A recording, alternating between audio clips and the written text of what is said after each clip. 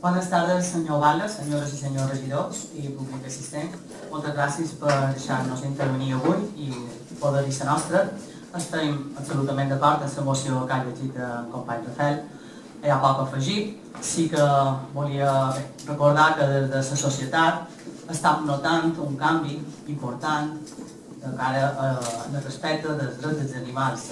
Tots haureu vist darrerament la repercussió mediàtica que han tingut aquests fets de dues persones empresonades per primer cop a Espanya per un delicte de maltractament animal i les dues persones han estat a Balears.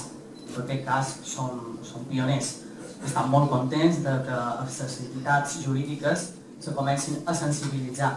També és vera que trobam cada vegada més col·laboració per part de les entitats, tant dels cossos de seguretat com dels diferents estaments de les illes. Avui aquest municipi serà el número 28 de Mallorca, que se declararà antiteoria enmig dels animals. De 53, doncs ja anem per més de la meitat.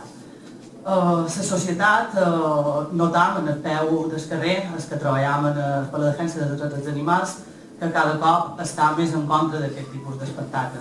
Estan cansats de sentir que baix el paraigua de la paraula tradició o cultura cap tot, que tot és defensable, que tot ha de ser perpetuable, i nosaltres pensam que no és així.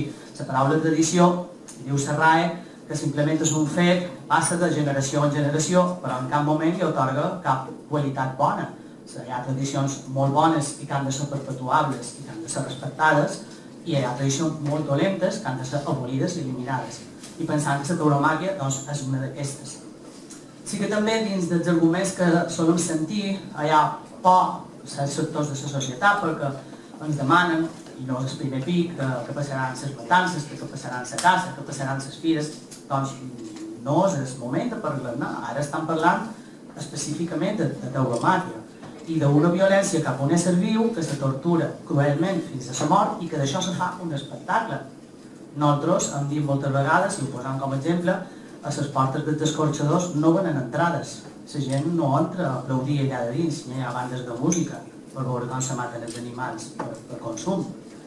Nosaltres el que estem en contra és que el que li fan a l'animal, que ja de per si és terrible, que encara sigui aplaudit, que sigui un espectacle. I, sobretot, una cosa que ens pareix molt greu en l'època de necessitat que vivim, és que sigui financiada amb deutes públics. Ahir van ser testimonis que la Comunitat Europea ha denegat les ajudes per una gran majoria, aplastant, de 199 vots en contra de la moció de l'eliminació, quasi 500 a favor de l'eliminació de les subvencions, aplastant, i s'enduien de la Comunitat Europea prop de 150 milions d'euros anuals per financiar la cria dels bous de Lídia.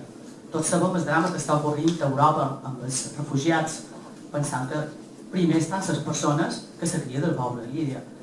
El tema de la caça està regulada i competències, redundàncies, en el Consell de Mallorca. Hi ha una normativa i hi ha uns aspectes en benestar animal que els adults estan obligats a complir i no és el debat que tenim, tampoc és un espectacle la caça. El tema de les fires és una tradició nostra i per suposar que estem d'acord de perpetuar-la i també està regulat. La llei de protecció animal de la Comunitat Balear especifica en quines condicions s'han de mantenir els animals que són exposats a fires i mostres. I per suposat ni se maltraten ni se maten en públic. També és molt important, ho ha comentat el company Rafael, el tema dels menors.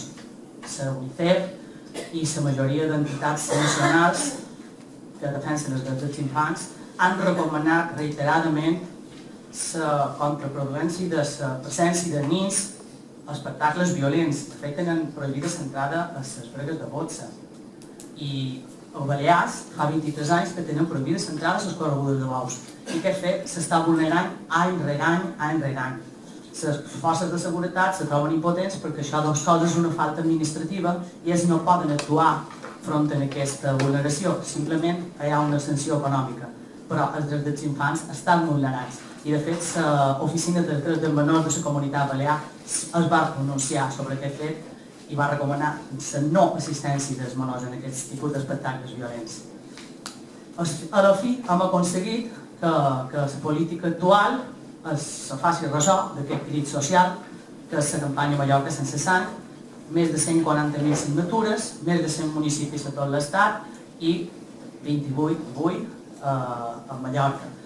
I en breu, el mes que ve, n'hi haurà un parell més i la nostra feina no acaba aquí, sinó que continuarà en el Consell de Mallorca i en la modificació final de la llei de protecció animal, que té 23 anys i que pensam que, a més de l'aspecte de la tauromàquia, doncs hi ha altres aspectes que s'hauran de probablement modernitzar i actualitzar, però principalment volem prohibir la tauromàquia en totes les seves formes, perquè pensam que és un espectacle que ja no té cabuda a una societat moderna com la nostra i que hem de donar una imatge cap a l'exterior i que hem de treure un turisme de qualitat i a la resta d'Europa aquesta crueltat està absolutament prohibida. De fet, la tradició més arraigada de tota Europa era la caça de la guineu en el Regne Unit i ja va ser abolida quasi fa una dècada.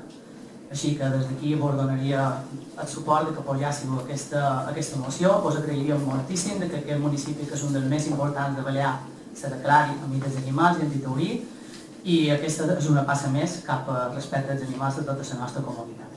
Moltes gràcies.